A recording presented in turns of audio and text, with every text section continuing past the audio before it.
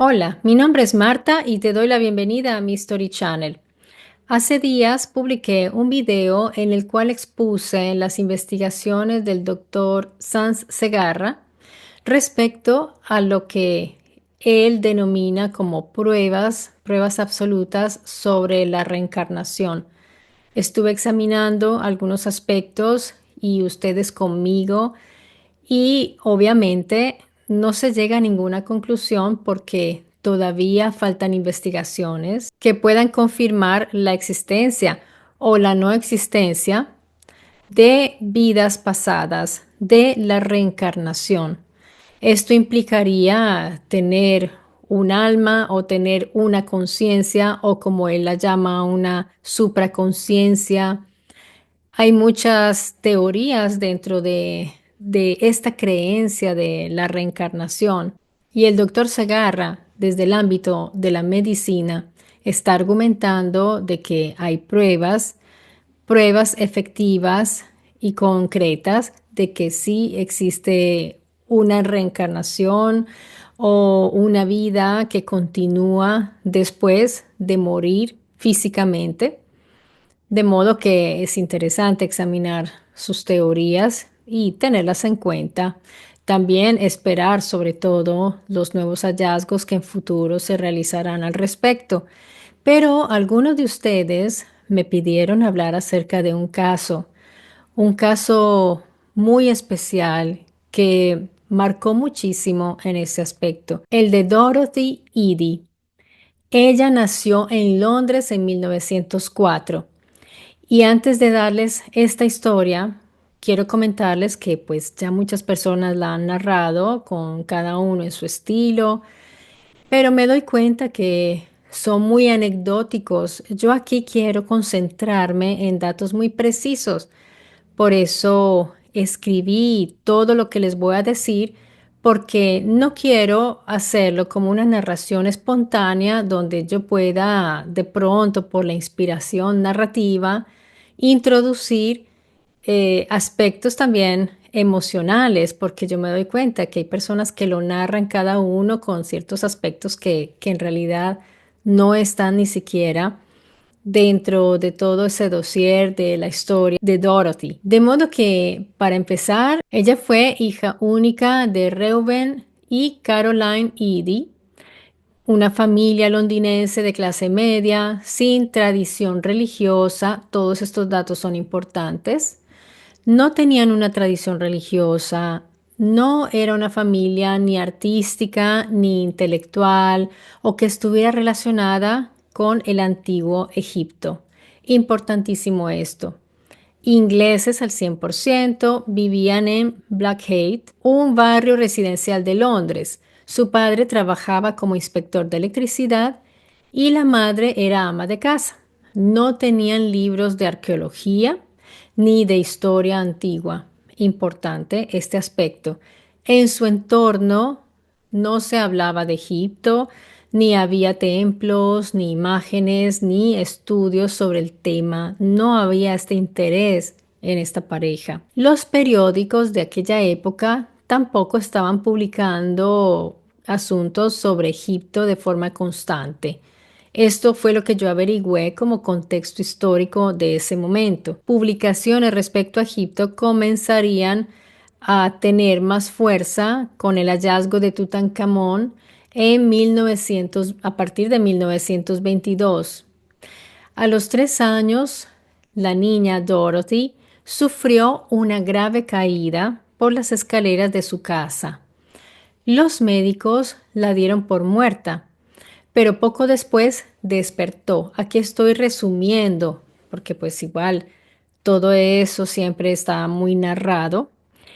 Pero lo importante es que después de esta caída, su vida cambió, porque al recobrar la conciencia, la niña comenzó a comportarse de una manera extraña.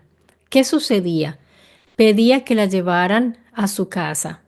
Ustedes se pueden imaginar a unos padres que cuando la hija se recupera, dice, llévenme a casa. Ellos dicen, pero es que esta es tu casa.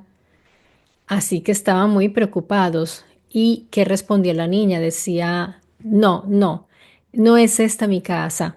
Mi casa, mi hogar, está lleno de columnas, jardines y templos de piedra. Estamos hablando de una niña de 3 años. De modo que esto debió extrañar mucho porque esta niña no había visto columnas y este tipo de jardines que describía y mucho menos templos de piedra. También comenzó a desarrollar una profunda pasión hacia el antiguo Egipto, pese a que nunca había tenido contacto alguno con esa cultura. A los pocos años, sus padres decidieron llevarla entonces al Museo Británico, viendo esta pasión de la niña hacia el antiguo Egipto. Y al entrar en la sala egipcia ocurrió algo que los dejó a todos atónitos.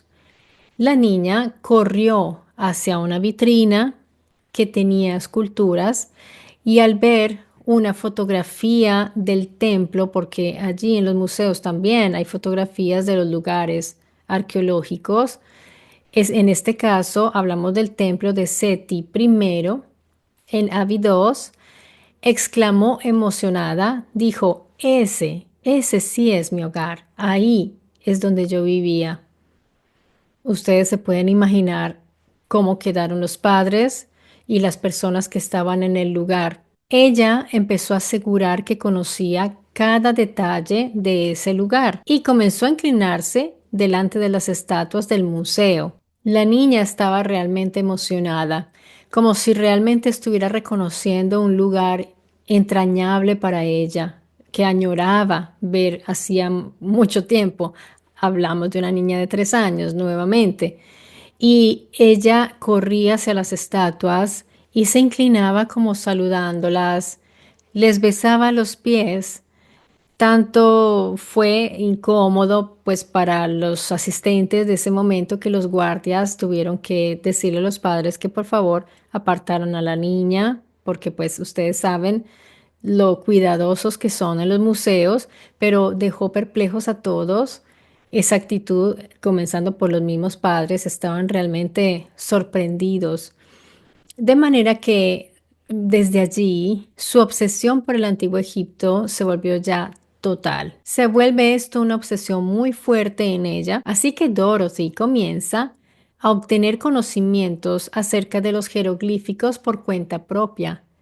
De manera autodidacta, ella empieza a aprender, cosa que en ese tiempo, estamos hablando de inicios del 900, era difícil. No es como hoy que ustedes toman cualquier clase o pueden ver tutoriales en YouTube, ¿no? En ese tiempo no había nada de eso. En la década de 1930, Dorothy se casó con un egipcio llamado Imam Abdel Megid y se trasladó a Egipto, claramente, donde adoptó el nombre árabe Seti. En realidad es Seti, pero todo el mundo lo pronuncia Seti, que significa madre de Seti, en honor a su hijo recién nacido, porque ella tuvo un hijo con este señor egipcio y le puso Seti. Así que Seti es madre de Seti. Pero la relación no duró mucho. Dorothy sentía que su verdadero amor estaba en otra época. Ella decía que en una vida pasada había sido Pentreshit, una joven sacerdotisa del templo de Seti I en Abidos, quien se había enamorado del faraón. Afirmaba que ese amor prohibido había acabado con su suicidio y que su regreso al mundo moderno era una forma de reunirse con él. Ya separada, Omseti se instaló definitivamente en el pueblo de Abidos, viviendo modestamente junto al templo que decía haber habitado hace 3000 años. Esto dijo ella. Ahora tengo que decirles que hay personas siempre que son escépticas, es decir, van a verificar datos exactos de todo lo que ella escribió, lo que dijo, y han encontrado algunas falencias en cuanto a dataciones. Después, más o menos, vamos a mirar esto, pero por ahora concentrémonos en esta historia. De manera que ella vive en una humilde casita ahí cerca al templo. Ella quiere estar en ese lugar. Tengo entendido que ella pierde la custodia del hijo. Seguramente no la vieron muy puesta con los pies en la tierra y el padre siendo egipcio seguramente hizo trámites y ella pierde la custodia. Entonces ella tiene una vida muy, muy libre, muy autónoma en ese lugar y empieza a recorrer esos sitios y a conocer muchísimo y a relacionarse con todas las personas del sitio.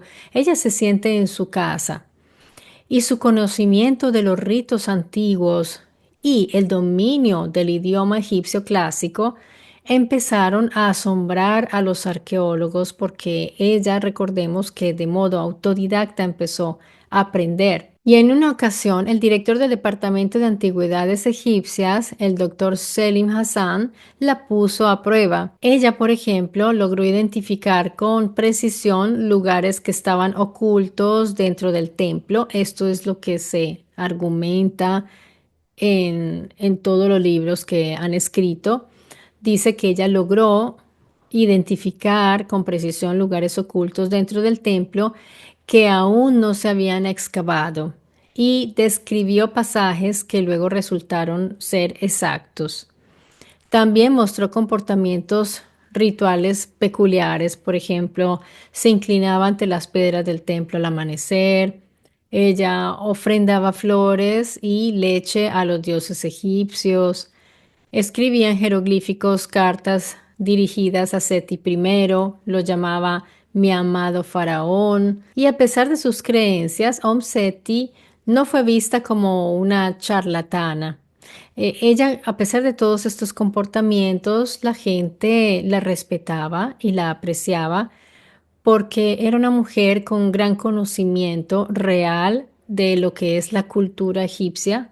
Vieron ese amor que ella sentía hacia los lugares, ese respeto que ella ofrecía ante los símbolos egipcios, como no la iban a apreciar, no la veían como una charlatana realmente. Y los arqueólogos que trabajaron con ella, entre estos estaba Kenneth Kitchen y James Romano, reconocieron el vasto conocimiento que ella tenía y también la gran colaboración que prestó en las excavaciones porque parece que intuía los lugares, además era muy meticulosa, sabía leer textos jeroglíficos complejos y aportó información valiosa sobre las costumbres religiosas del Imperio Nuevo. Omseti vivió el resto de su vida en Abidos, rodeada de campesinos que la consideraban una sabia, incluso llegaron a percibirla como una santa. Ella muere en 1981 a los 77 años. Fue enterrada en una sencillísima tumba cerca del templo de Seti I. Seti I, aquel faraón que ella decía haber conocido hace 3 milenios. Y las palabras de Dorothy antes de morir fueron: la muerte no es el final, solo voy a regresar a casa. Estas fueron sus palabras. Hoy Omseti es recordada como un caso único y en realidad lo es. Una mujer que combinó verdadera erudición arqueológica con esa convicción de haber sido otra persona hace milenios y recordarlo muy bien. Y esto fue inquebrantable en toda su vida. Ella nunca dudó, nunca, desde sus 3 años. Lo que es bien extraño es cómo sucede este recuerdo, porque según la historia, cuando la niña Dorothy a los 3 añitos se cae por esa escalera, ella es llevada al hospital.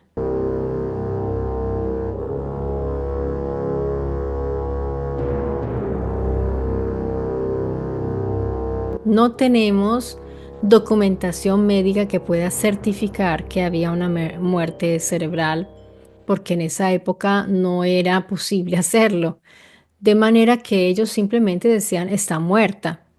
De hecho, ella está en el hospital y los padres prácticamente se están despidiendo de ella porque la creen muerta. Los médicos salen un momento, dejan a los padres prácticamente con un cuerpo inerte pensando que estaba muerta. Seguramente ya no sentían signos vitales como vimos en el video que les expliqué.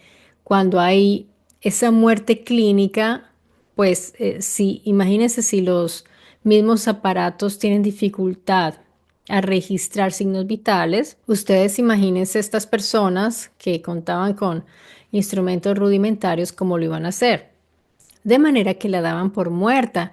Entonces, es claro que cuando regresan los médicos y según las anécdotas que narra la familia, ellos dicen, porque el autor del libro dice, la familia me contó que cuando los médicos regresan, la encuentran a la niña sentada en la cama con sus padres, muy tranquilamente comiéndose un chocolate. Esto se quedó como una anécdota que se repitió y se repitió. Ya les digo, pues no podemos tener pruebas de esto, pero se mantuvo este relato. Hay otros ya que exageran, que dicen que estaba saltando por la habitación y bueno, todos, como les digo, comienzan a aportar aspectos que en realidad no están escritos por ninguna parte, porque están narrando, de modo que la hacen más amena la historia. Yo aquí me estoy limitando a lo que se ha escrito, a lo que se ha dicho, pero todo es anecdótico. Porque como les digo, no hay documentos que digan que hubiera estado muerta, como lo dicen, por ejemplo, el doctor Segarra, cuando dice que la gente muere y luego regresa, entonces estuvieron ¿dónde? Pues en el más allá. Yo pienso, yo no soy médico, pero según lo que he leído, cuando hay muerte cerebral, el cuerpo aún no está muerto del todo.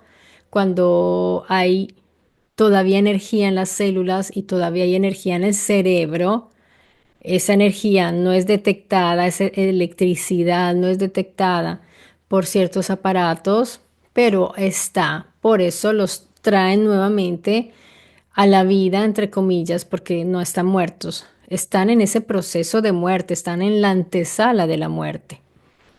Ya casi todas las funciones han cesado, pero todavía hay electricidad, hay energía, por lo tanto todavía hay vida en ese cuerpo y por algún motivo esta niña se vuelve a despertar. No, no es algo pues que podamos explicarlo porque no tenemos datos médicos para saber qué fue lo que sucedió, pero el caso es que la niña físicamente se recupera, pero ya es distinta mentalmente. Aquí entran otros análisis de los cuales hablaremos porque esto no es tan simple, porque así como está la teoría de que ella fue una reencarnación, que es una teoría entre comillas, para ella era un hecho que ella había sido otra persona en el pasado, pero está en general esa teoría de la reencarnación que también esto abre puertas a otras teorías distintas, como algo así como una memoria ancestral y otras explicaciones posibles. Pero entonces, esto es muy serio porque Dorothy hacía unas descripciones del templo de Abidos que hasta los más escépticos se quedaron fríos cuando la vieron y esa intuición de ella, entre comillas intuición, porque para ella eran recuerdos acerca de unas zonas ocultas. ¿Cómo se puede explicar esto? Porque una cosa es tener falsos recuerdos, tener intuiciones, pero que no tienen nada que ver con una reencarnación real. ¿Cómo hacía ella para conocer esas zonas ocultas? Allí ya estamos entrando en un terreno más difícil de discutir. Om Seti no escribió una autografía formal publicada bajo su nombre, pero ella sí dejó diarios, cuadernos y cartas con notas personales y rituales y escribía sueños, recuerdos de su vida pasada. Esto de escribir los sueños, en realidad, yo lo he hecho por muchos años y les puedo decir, si ustedes quieren empezar a recordar cosas del pasado más remoto de sus vidas, comiencen a escribir sus sueños y verán que empieza a surgir muchos recuerdos que estaban por allá en cajoncitos cerrados. Es un ejercicio que parece que abre cajones, los llamo yo, de recuerdos que estaban por ahí, que ustedes ya ni se imaginaban que podían traer a esta memoria de actual. Muchos de esos textos fueron recopilados y comentados por sus amigos y por el egiptólogo Jonathan Cott, quien la entrevistó extensamente poco antes de su muerte. Él recoge muchos aspectos de la vida de Dorothy. De esas entrevistas es que nació el libro más conocido sobre ella, de 1987. Es una mezcla de biografía, entrevistas y recopilación de los propios escritos de Dorothy. En este libro se incluyen fragmentos donde ella misma narra esa supuesta vida, ese recuerdo que ella tenía como Bentreshit y cómo recordaba el Egipto antiguo con tanto detalle. Pero ya en ese momento de la vida, Dorothy era una mujer ya muy estructurada y ya formada. Yo diría que la parte más sorprendente de esta historia está en cuando ella era niña, muy pequeña, y esa escena de que se describe del museo, si así sucedió para mí, es algo que realmente hace única esta historia, porque una niña de 3 años, no, pues, ¿cómo va a reaccionar de esa manera? No es algo fingido. Y como les digo, como les había mencionado, ella nunca había tenido contacto con esa cultura y además llamarlo, esa es mi casa.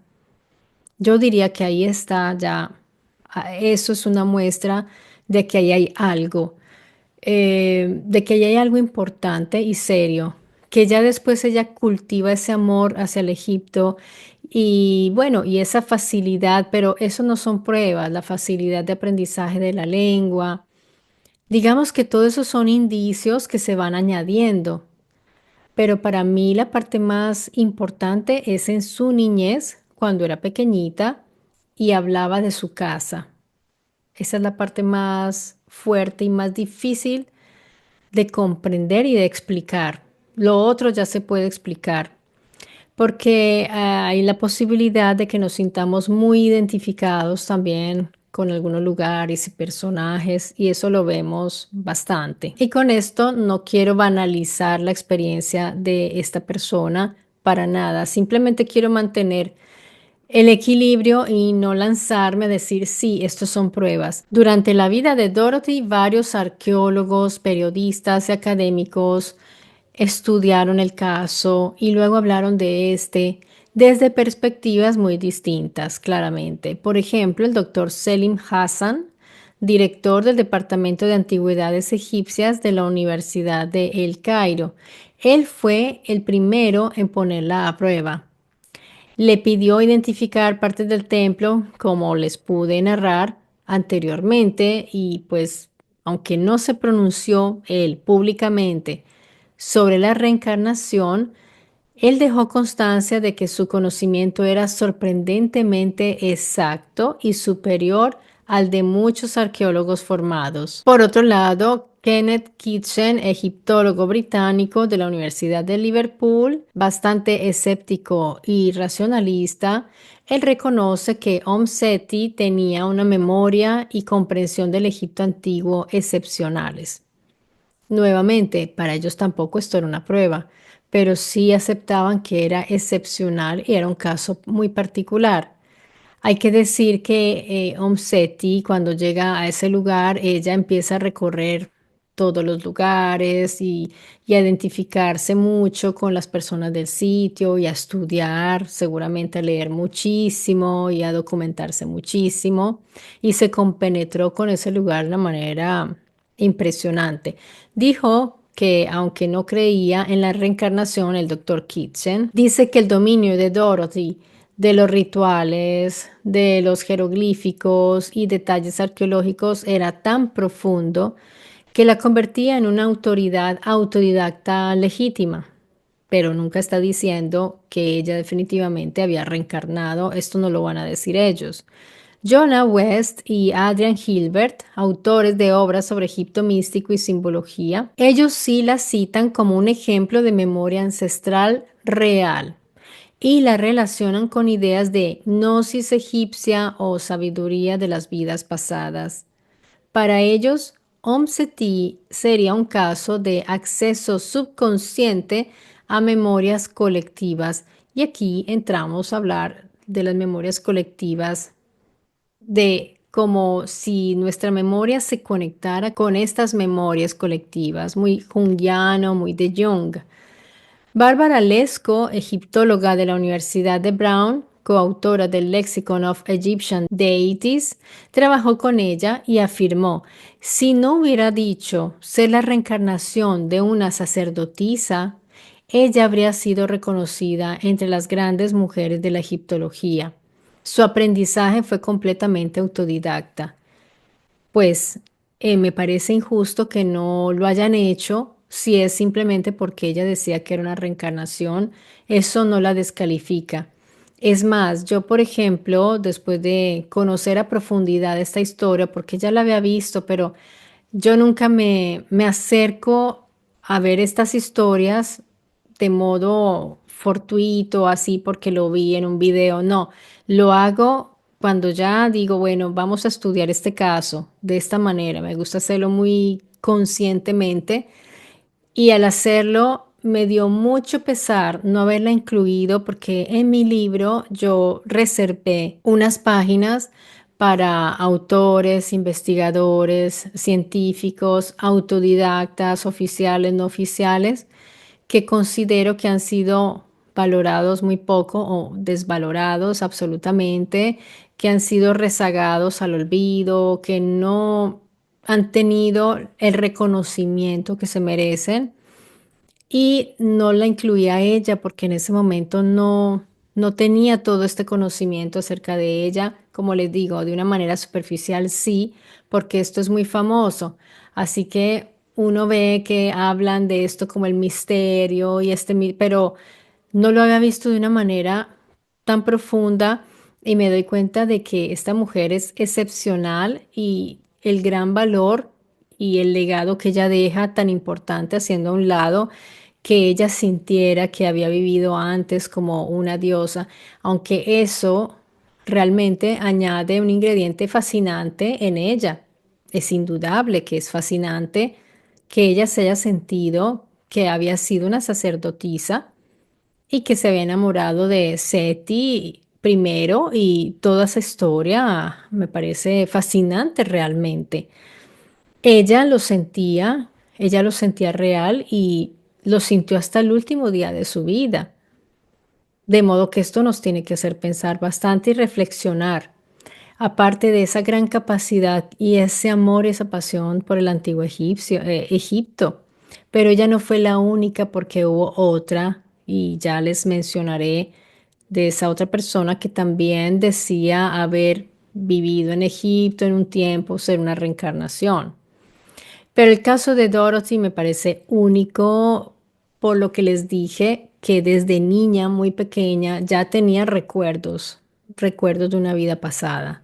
Desde adolescente, ella estudió los jeroglíficos por su cuenta en Londres y copiaba inscripciones. Era una obsesión, una pasión.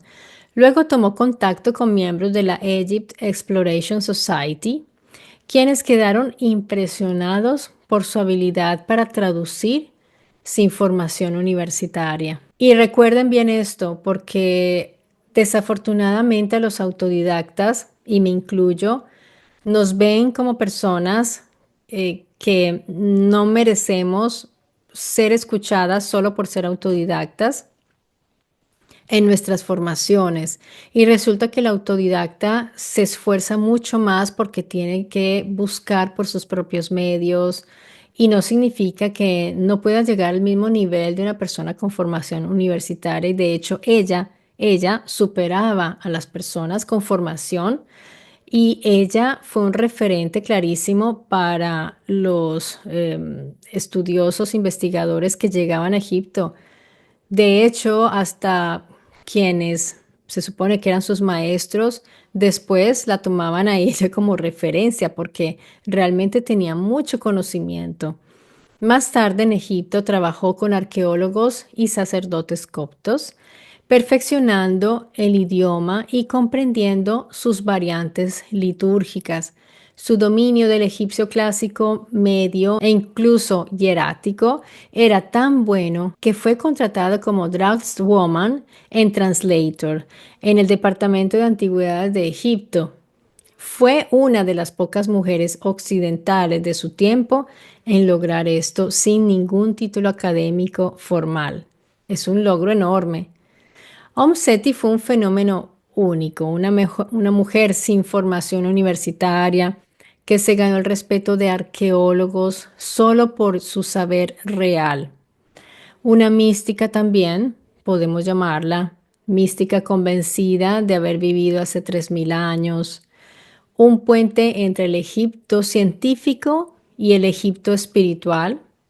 Aunque la ciencia nunca aceptó su caso como prueba de reencarnación, nadie pudo explicar completamente este fenómeno, cómo llegó a poseer ciertos conocimientos precisos sobre el templo de Abidos antes de que fueran excavados.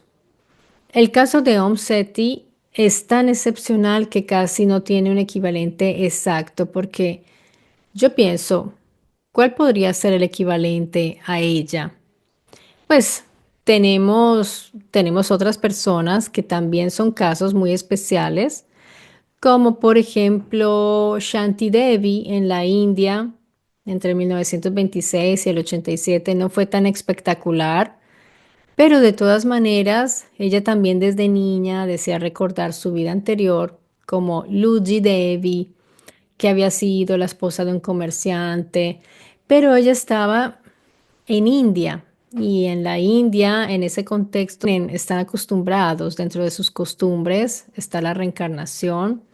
Entonces, digamos que pues el mismo ambiente puede influenciar de alguna manera, pero esa es una historia interesante también. Igualmente está el niño que desde los 2 años ya describía con precisión que él había sido un piloto de la Segunda Guerra Mundial llamado James Houston, que fue muerto en combate. Este caso fue muy famoso.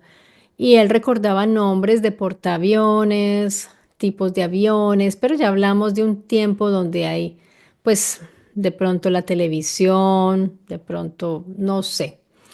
Aquí, pues, también puede haber dudas, pero igual es un caso que ha sido llamado un caso estadísticamente extraordinario y que fue estudiado por Jim B. Tucker de la Universidad de Virginia.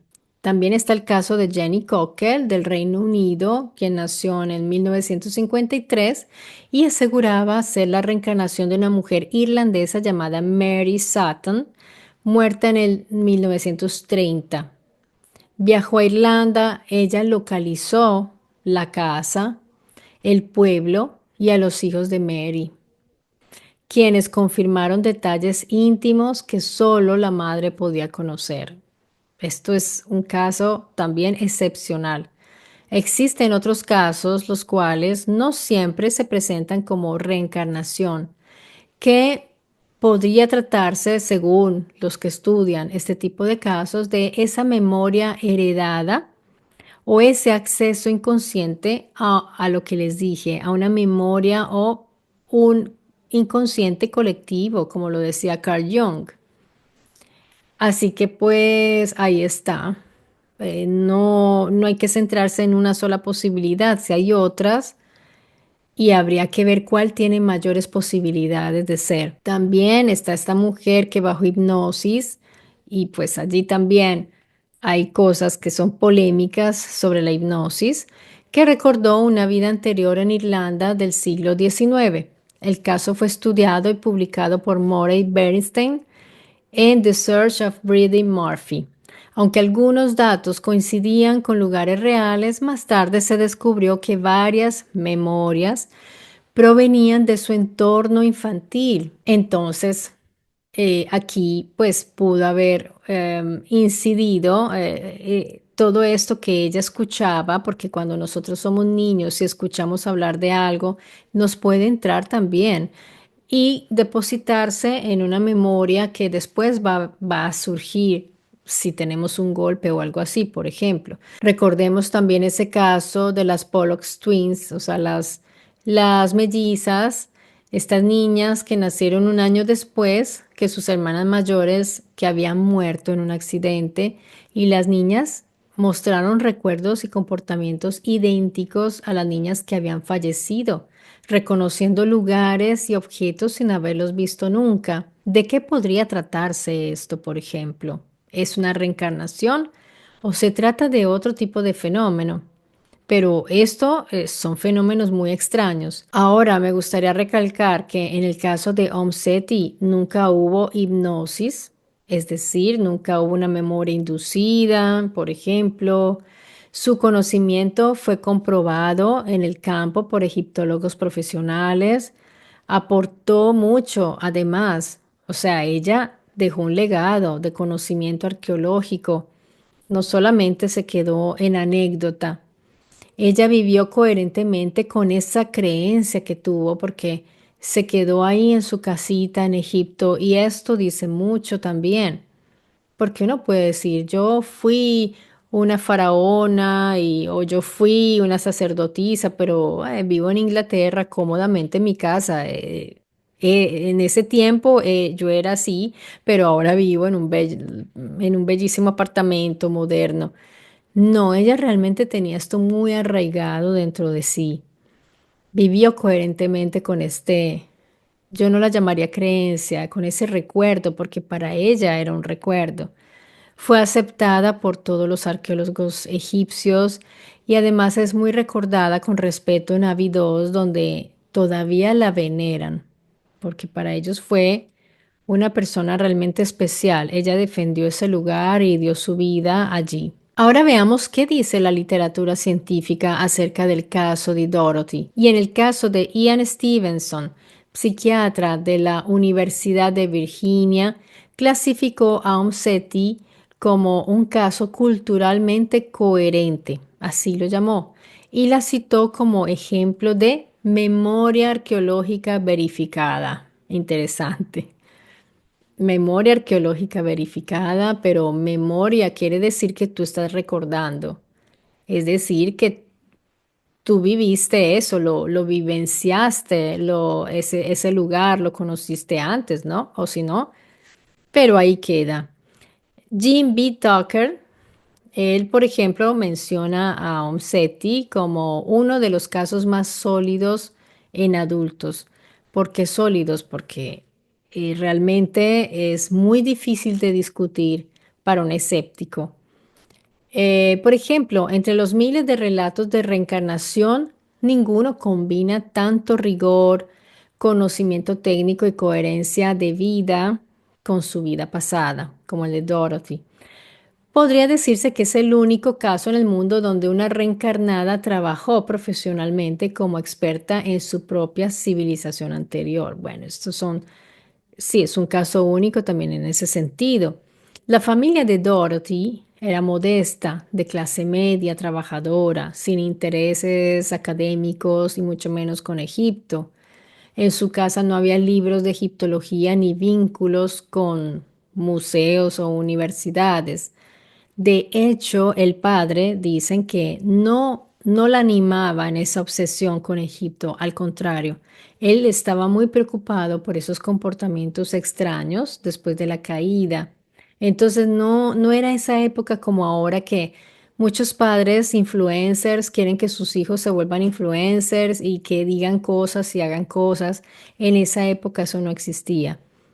Estamos hablando de principios del siglo XX, mucho antes que existieran documentales, televisión, las redes sociales, cine educativo sobre Egipto, o sea, no era algo que estuviera de moda.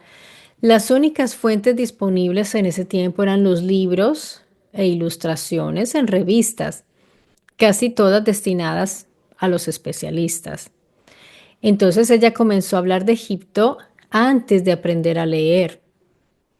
Por eso les digo, es un caso realmente único y muy difícil de discutir. Y ahora entiendo por qué me dijeron, Marta, no hablaste de Omset y habla de ella, porque yo hablé de los estudios del doctor Segarra, ya que él dice que tiene las pruebas, pero ni siquiera, o sea, el caso de esta mujer, de Dorothy, de esta arqueóloga, grande arqueóloga, Omseti, yo pienso que es más difícil de discutir que las pruebas que presenta el doctor Segarra. Yo creo que este caso dice muchísimo, pero ¿qué sucede? Nosotros conocemos este caso a través todo de lo que dice uno, lo que dice el otro y además de los videos que se hacen donde hablan de ella. Por ejemplo, no todo el mundo está de acuerdo con que esto sea un caso de reencarnación. El hecho de que ella reconocía imágenes egipcias en los libros y periódicos y llamaba a estas personas, las llamaba mi gente, ellos son los míos, por ejemplo, o hacía dibujos en su niñez de templos, jardines y columnas. Y, por ejemplo, ella decía, no estoy en mi casa es la casa del rey. Son cosas muy extrañas realmente, pero podemos decir que sean pruebas de la reencarnación porque, ojo, no sabemos de qué fenómeno estamos hablando. No sabemos. Eh, yo no lo sé. Si ustedes lo saben, pues me lo pueden dejar en los comentarios, pero yo no lo sé. Todo lo que sucedió en el momento más prematuro, es decir, cuando estaba muy pequeña, a los 3 años, para mí es lo más importante. Ya después ella empieza a adquirir un gran conocimiento, tiene mucho entusiasmo cuando conoce el museo y cuando ve las esculturas, las estatuas, todo, ella simplemente ya se vuelca hacia Egipto. Pero yo diría que si queremos encontrar pruebas, tenemos que ver a esa Dorothy cuando tenía 3 añitos y todavía no había tenido ningún contacto con el mundo egipcio. Habría que ver esos dibujos que ella hacía, habría que saber exactamente qué decía, porque ella ya después, muy jovencita, por ejemplo, tuvo contacto nada menos que con Wallis Budge, el egiptólogo del Museo Británico, de quien yo les he hablado aquí en mi History Channel, que es uno de esos estudiosos investigadores que estará en mi libro como esos grandes estudiosos rechazados, porque él fue atacado por muchas personas de la academia por pensar de manera distinta al egiptólogo por excelencia, que era pues el más importante, como lo era Flanders Petrie. También enseñó a Dorothy, el pionero de la arqueología moderna, o sea, ella tenía unos mentores pues creo que mejores que ellos no podía tener. Tuvo los mejores maestros. También estudió manuales de jeroglíficos egipcios publicados por el propio museo. Entonces, pues se empapó muchísimo sobre Egipto y con ese deseo, ella decía, yo estoy recordando. Ella decía, yo no estoy aprendiendo, estoy recordando. El primer gran impacto mediático sobre el tema se dio en 1922 con el descubrimiento de la tumba de Tutankamón por Howard Carter, cuando Dorothy tenía 18 años y estaba completamente inmersa en su pasión por la cultura faraónica. Por lo tanto, no pudo haber sido influenciada por medios visuales modernos. Su conocimiento del templo de Abidos y de costumbres religiosas del Imperio Nuevo precede a toda esa difusión pública de los hallazgos. Algunos autores no académicos han sugerido que Seti podría haber heredado unas memorias genéticas de ancestros egipcios antiguos que migraron a Europa. Pero aquí yo me hago la pregunta, ¿tendría algún gen egipcio la familia de Dorothy? En realidad, se conocen todos los registros civiles y censos británicos donde aparece la familia de Dorothy, que son totalmente europeos. Allí no encuentran, son ingleses.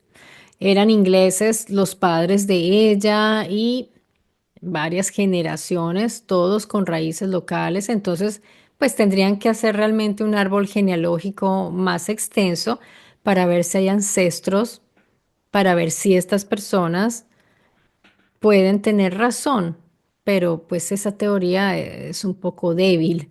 Hasta donde se ha podido rastrear en archivos británicos, no hay evidencia de una ascendencia mediterránea, semítica ni norteafricana en la familia de Dorothy. Sin embargo, si ustedes van por ahí a mirar también como los que no están de acuerdo con que esto sea del todo cierto, hay un blog, por ejemplo, italiano que consulté, donde ven que hay exageraciones, que hay sensacionalismo, y yo no tengo duda de eso, porque ninguna historia se salva de esto, y siendo tan particular, pues imagínense. Como les decía anteriormente, las personas van añadiendo también y se van aumentando siempre las narraciones, las narrativas, de manera que se vuelve casi como mitológico. Pero yo lo que les describí aquí es como lo más básico. Ustedes podrán decir, pero no contaste esto, pero no con... Yo conté realmente lo más conciso posible, sin añadiduras. Siempre que hay estos casos tan especiales, tan impresionantes, porque impresionan a las personas que están cerca de ella, y hablamos no de cualquier persona, hablamos de arqueólogos, egiptólogos, gente de estudio, que realmente quedaron muy impactados con ella. Ninguno llegó a decir, sí, seguramente ya es una reencarnación, pero dijeron que estaban muy impactados por los conocimientos que ella tenía como persona autodidacta y como una persona que nunca pasó por una universidad. Realmente estaban impresionados.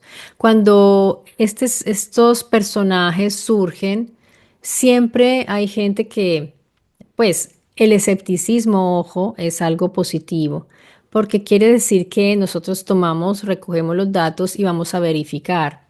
Eso es ser escépticos. El escepticismo no es negar todo a priori porque es que no creemos que eso pueda ser, porque aquí no hablamos de creencias, hablamos de averiguaciones, de investigaciones, de ver qué podemos saber. Y, por ejemplo, en este caso con Dorothy, yo no puedo verificar todo lo que está ahí, pero cuando veo los nombres de las personas que hablan de ella, eso sí, para mí pues, son documentos que hay que tener como valiosos y como válidos porque son personas de academia y esas personas no dicen ellos no están diciendo que ella sea una reencarnación, pero están verificando que sí tenía esos conocimientos.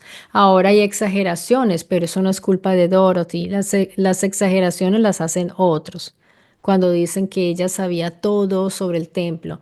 No, ella supo algunos detalles interesantes y o sobre todo su conocimiento se basaba en lo que era ritual, pero es que ella era una sacerdotesa.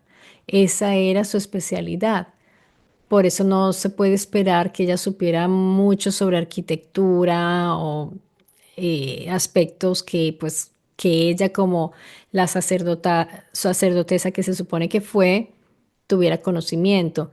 Pero cuando le preguntaban sobre los rituales y sobre ella parece que pertenecía como a un coro. De hecho, el nombre egipcio de ella significa el arpa divina, algo así, no recuerdo. Tenía un nombre muy bonito porque su voz era muy bella y eso fue lo que atrajo al faraón. Yo me imagino que él estaba caminando por los corredores y del templo y escuchó la voz y la vio y quedó flechado. Esa es la historia, es una historia muy romántica, muy bella. No sabemos, pero todo eso ella se lo tenía para sí. No es un tiempo en el cual ella hubiera podido volverse súper famosa o una superestrella. Eso no le trajo riquezas. Su riqueza mayor era estar ahí, poder compartir lo que ella recordaba, lo que ella tenía en su mente, y eso se nos debe quedar a todos como algo que realmente ¿Cómo lo vamos a explicar? ¿Cómo vamos a explicar eso? No podemos decir que ella estuviera mintiendo o que estuviera loca porque no lo estaba. Entonces, pienso que es importante escuchar estos testimonios, tomarlos muy en serio, no minimizarlos por la racionalidad, no, porque aquí en el canal muchas personas me han dicho, Marta, no todo tiene explicación y tienen toda la razón. Lo que estamos tratando es de entender, pero yo llego hasta un cierto punto. Me hago preguntas, me hago muchas preguntas. Por ejemplo, en el caso de Dorothy, claramente ya tenía ese recuerdo en su mente, ella sentía que era otra persona. No sé si esto dentro de la psiquiatría, sí, sí sé, porque la psiquiatría describe casos de despersonalización, desdoblamiento de la personalidad o de recuerdos que son falsos, como engaños, después de un trauma, porque preciso fue después de una caída. Pero como está aquí ya entra en juego un poco esa narrativa de que ella murió, entonces fue reencarnada en ese momento, ya no era la niña, era la sacerdotisa. Ahora, yo, por ejemplo, pienso que si eso es, digamos que haya sido así, digamos que las personas reencarnamos, que no todos recordamos, no recordamos, pero que se manifiestan cosas de nuestras vidas pasadas. Yo les he dicho que pienso que ya no somos los mismos, ni siquiera Dorothy, que estaba tan fusionada, tan conectada con la cultura egipcia antigua, ni siquiera ella era ya no era la sacerdotisa, era Dorothy, porque en el momento en el cual nosotros venimos, si venimos de algún lado, si preexistimos de alguna manera y encarnamos un cuerpo, pues ya no somos ese ser. Ya al encarnar otro cuerpo ya hemos cambiado algo. Después nuestros padres nos educan de un cierto modo. Ya al nacer en otro lugar, Inglaterra, por ejemplo, vivir otra cultura, ella quiso regresar, según teniendo en cuenta que ella hubiera sido esa sacerdotisa egipcia, ella quiso regresar a su templo, a su lugar, pero siempre sería ya Dorothy, una mujer europea, de una cultura europea. Y está el problema de la cordura, porque si nosotros tenemos en nuestra vida, traemos esa vida anterior a nuestra vida actual, ¿qué sucedería? Eso sería un desastre. Recordar la vida pasada. La persona, ¿cómo va a vivir? De hecho, no le fue bien en el matrimonio, ella pensaba en su amor anterior. Se dan cuenta que uno se traiga otra persona, porque es traer otra persona a la vida actual, tendría conflictos con la pareja, con los hijos, con la familia, con los vecinos, con todo el mundo, hasta con los gatos y los perros, porque eres otra persona y estás conviviendo.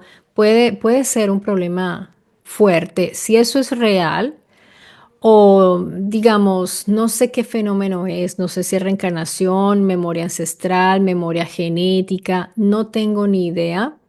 Por ahora no lo sé, pero si traemos esos recuerdos, ¿qué sucede? Queridos amigos, yo pienso que puede ser muy conflictivo y por eso muchos abandonan. Ella fue la única que mantuvo esa, entre comillas, esa coherencia. Es coherente vivir como una sacerdotisa egipcia. Ella lo encontró como, lo encontró conectándose con el mundo arqueológico. Fue muy inteligente, Dorothy, porque ella lo logró. Se buscó el marido egipcio, la llevó a Egipto. Casi que lo usó como un puente para llegar a Egipto, no sé, ella buscó siempre eso y se fusionó muy bien y ella sí conservó esa otra persona más que la inglesa Dorothy. Entonces me imagino que pues sus familiares cómo la sentirían cuando estaba cerca, como una extraña, como una persona que no era la hija, no era la hermana, no sé. Ustedes pónganse a hacer ese ejercicio porque la parte romántica de haber sido una persona muy especial en el pasado, pues nos va a traer conflictos con el yo actual. Y quizás no es tan recomendable si eso es real, si existe la reencarnación. Entonces, el olvidarse, vean, dense cuenta, olvidar esa vida nos ayudaría a vivir nuestra vida. Ahora, ¿qué sentido tendría entonces la reencarnación? Eh, yo no le encuentro sentido porque al olvidar la vida anterior, somos otra persona que ya no tiene nada que ver con los errores, los karmas, lo que quieran.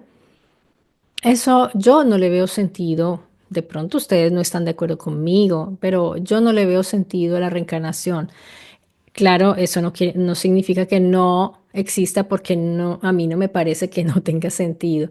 Pero como uno asume que todo funciona de una manera más o menos funcional, perdón la redundancia, pero cuando observamos en la naturaleza todo es como funcional, y si no es así, pues entonces yo estaré muy, muy equivocada.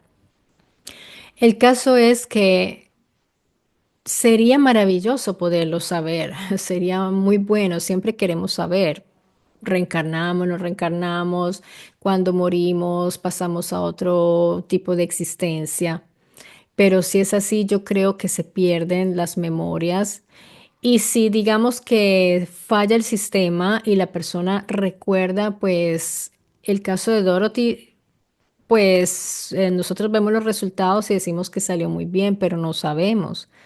No sabemos qué significa vivir una vida que es y no es nuestra vida. Es un poco parecido a las personas que tienen un cuerpo y no se sienten, no están de acuerdo con su organismo, con su sexualidad, porque piensan que no es la sexualidad que debería ser, o sea, se sienten en cuerpo ajeno. Yo pienso que son como cuestiones mentales que algo no está funcionando muy bien. Y lo de las otras vidas, pues no sé dentro de qué clasificación podemos ponerlo.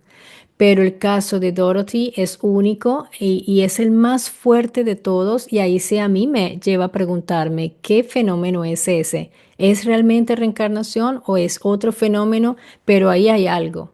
Ahí hay algo importantísimo. Esa niña decía, no estoy en casa. Para mí eso es fuertísimo y ya a mí ya me abre una brecha allí y ya me hace ver de otra manera estos fenómenos. Ya no puedo decir, no, es que ella escuchó, es que ella vio. No, en ese caso no se puede decir que haya sido influenciada, al contrario. Así que amigos, la pregunta es, no es si algo hay ahí, si hay un fenómeno real. La pregunta es cuál. Y ustedes dirán, ay, pero que la reencarnación no seas terca, que ahí está muy claro. Para mí todavía no lo está. Em, yo quería compartirles una experiencia personal al respecto, pero no lo voy a hacer. Entonces, ¿para qué se los digo? Qué tonta. Bien, amigos, y con esto me despido de ustedes. Les mando un gran abrazo. Espero haber podido contribuir un poco, al menos, a estas búsquedas, aunque sé que no les traje una respuesta porque yo no la tengo, pero quizás ustedes sí la tengan y la puedan compartir en los comentarios. Ustedes siempre aportan comentarios maravillosos. Yo les hago fotos a sus comentarios. No crean que no los guardo en una carpetica porque me dan fuerza, me dan ánimo y me dan sugerencias e informaciones que yo aprecio muchísimo. Y quiero agradecerle a las personas que sugirieron que trajera la historia de Dorothy. Fueron varios, así que muchísimas gracias a ustedes. Les mando un gran beso y un abrazo. Nos vemos muy pronto aquí en Mystery Channel.